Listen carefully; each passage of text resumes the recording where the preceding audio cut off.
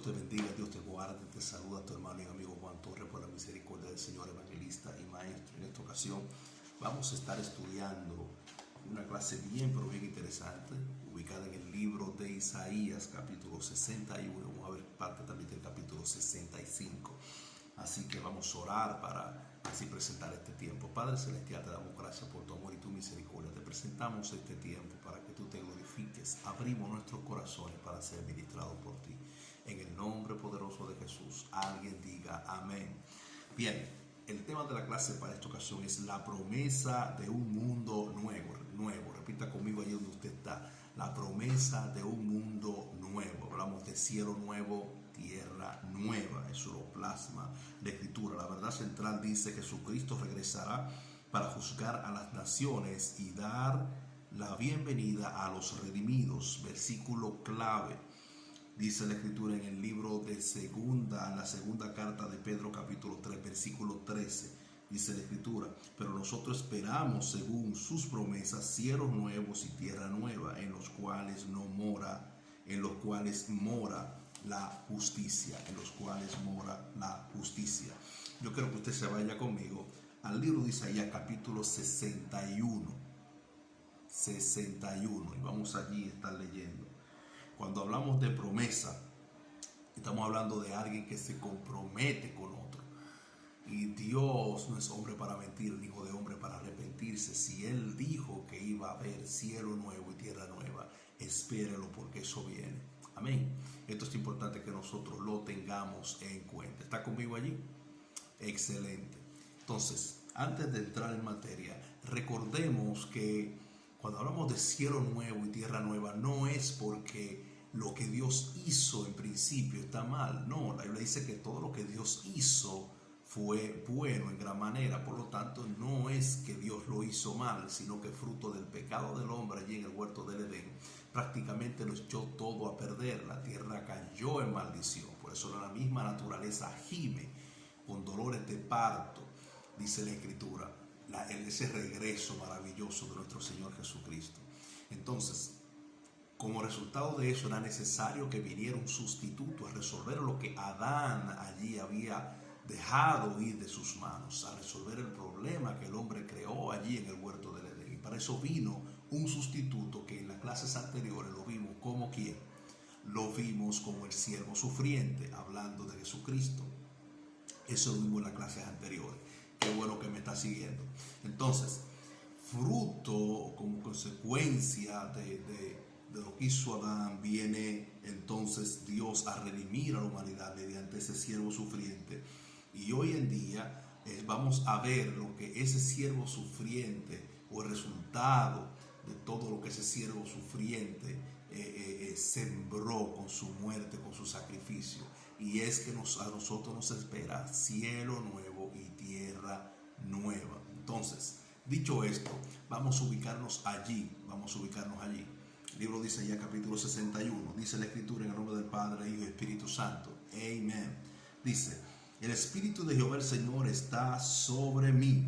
Voy a leer del 1 al 3. Está sobre mí porque me ha ungido Jehová, me ha enviado a predicar las buenas nuevas a los abatidos y a vendar a los quebrantados de corazón, a publicar libertad a los cautivos y a los presos apertura de la cárcel. Versículo 2: a proclamar el año de la buena voluntad de Jehová y el día de venganza del Dios nuestro. Allí hay dos cosas diferentes: cómo es que buena, el año de la buena voluntad y el día también de venganza. Préstale este cariño, ese versículo 2.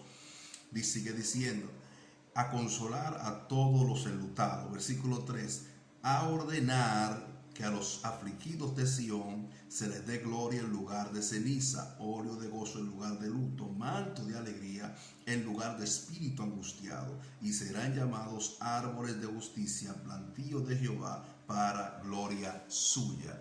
Aleluya. Mire, esto es bien interesante lo que acabamos de leer en este pasaje. ¿Por qué? Porque lo primero que nosotros tenemos que ver aquí era que era muy difícil, casi imposible, que los destinatarios de Isaías comprendieran o entendieran lo que Isaías estaba redactando, lo que él estaba diciendo en este contexto histórico. ¿Por qué? Porque está hablando de una profecía a largo plazo y muy, pero muy largo plazo. Simplemente para que usted tenga una idea que Isaías profetizó unos 700 años antes de Cristo. Pero aunque los que estaban allí quizás no pudieron entender, hubo alguien que sí entendió muy bien lo que Isaías estaba diciendo. Juan, ¿a quién tú te refieres? Estoy hablando de alguien en quien se cumple toda la escritura, porque aunque ellos no lo entendieron, Jesús sí lo entendió, porque en él se cumplía. Entonces, yo quiero que usted se ubique conmigo en el libro de Lucas capítulo 4, capítulo 4 está allí, y vamos a leer el versículo 18 y 19. Puede decir amén. Permítame leer lo del 16. Dice la escritura: vino a Nazaret, donde se había criado, y en el día de reposo entró en la sinagoga. Repita conmigo: sinagoga. Conforme a la costumbre, entró en la sinagoga conforme a la costumbre, y se levantó a leer, y se le dio el libro del profeta Isaías. ¿Dónde estamos leyendo nosotros? Isaías 61. El libro del profeta Isaías. Presta atención a lo que acontece.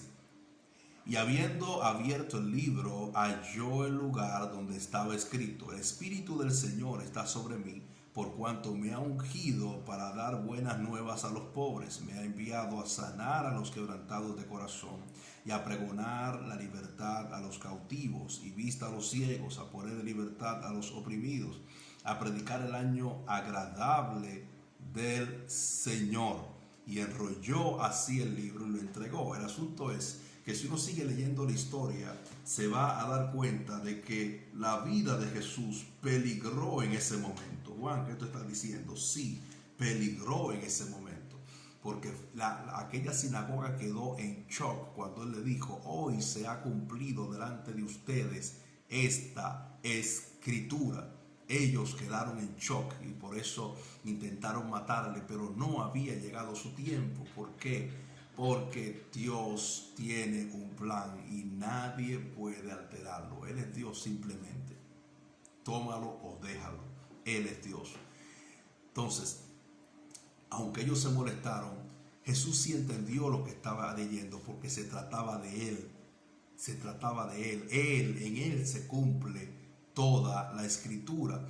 Y esto es un pensamiento, hay un pensamiento judío, y es que el judío cree que en eso no se cumplió la escritura, sino porque hay cosas como que sí, pero espérate, hay cosas como que no. Mira, esto sí, pero esto no se cumplió, y por esta razón lo descartan. ¿Qué sucede? Si no entendemos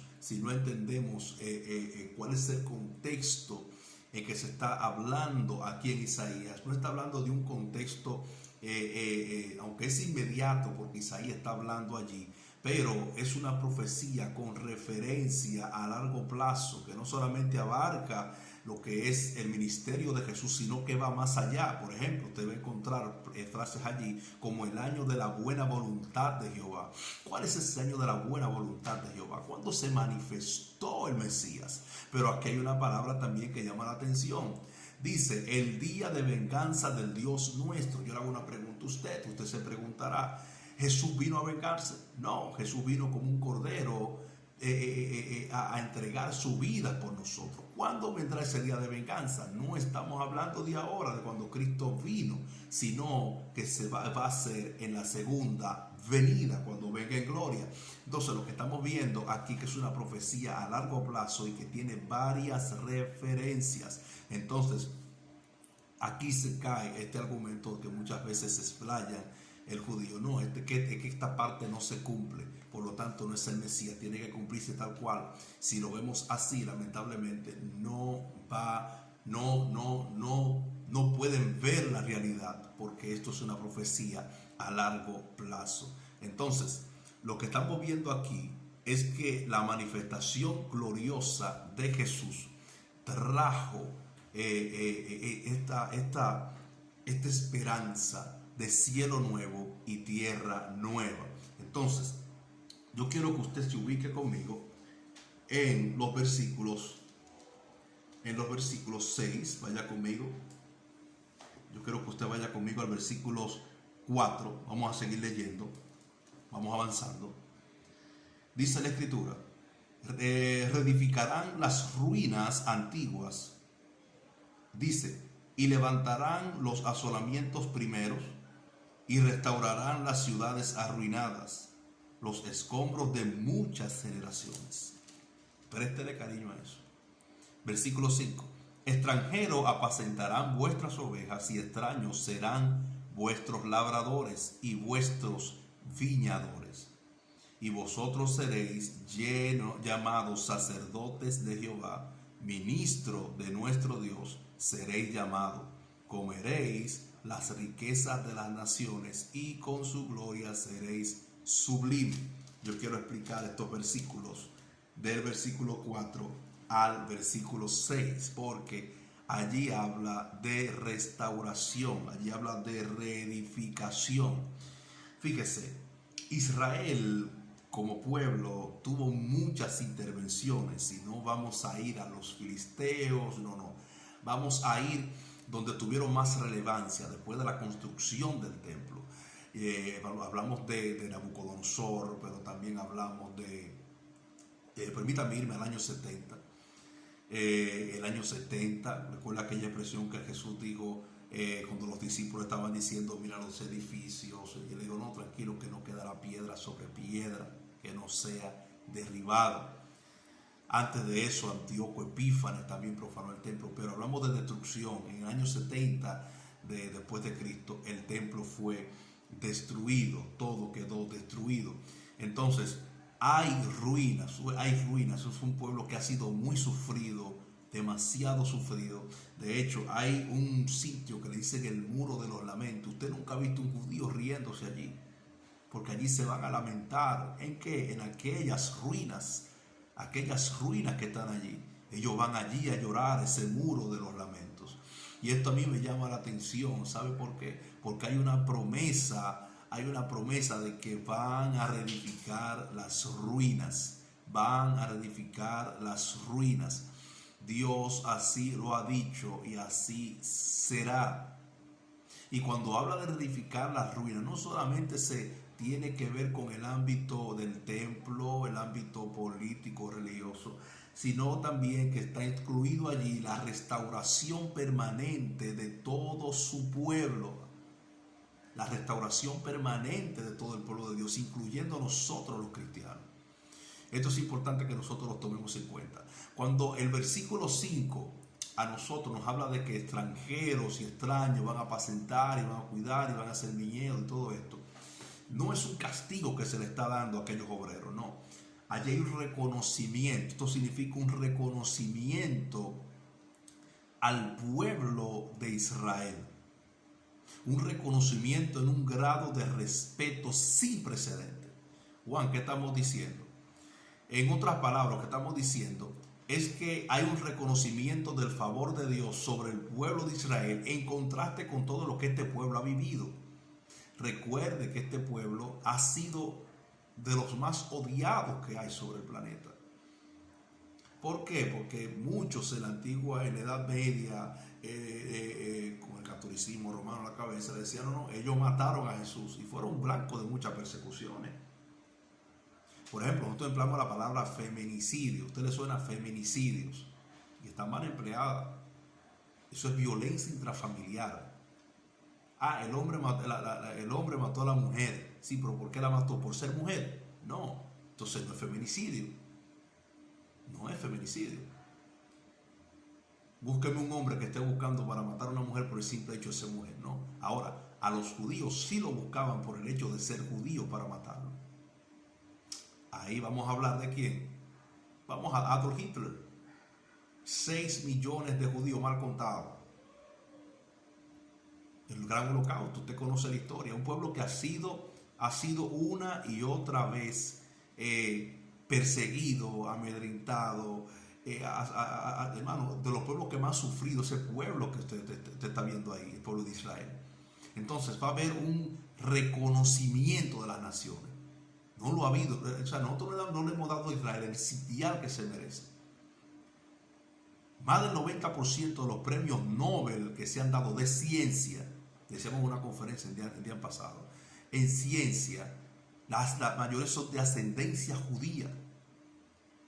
El creador del código QR, que participó en una de las audiencias ahora en Estados Unidos, allá en el asunto de la elección de Donald Trump, este hombre, el creador del código QR, un científico que tiene patentes por todo el mundo, es de ascendencia judía, judía alemana. O sea, los judíos están ahí, un reconocimiento. Entonces, el versículo 6, que también es bien, pero bien interesante. Aquí vemos una función del pueblo de Dios, como que como una nación de sacerdotes que estará totalmente respaldada por las riquezas de las naciones.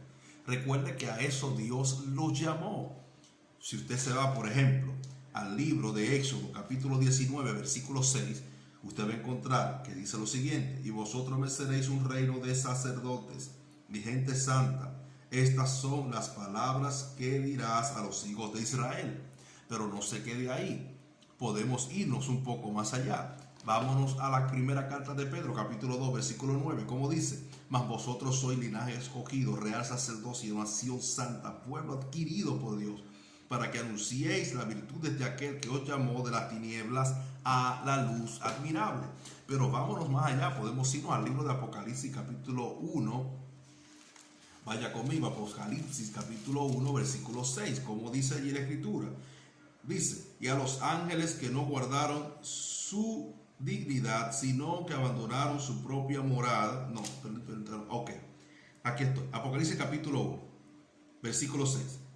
Y los hizo reyes y sacerdotes para Dios su Padre.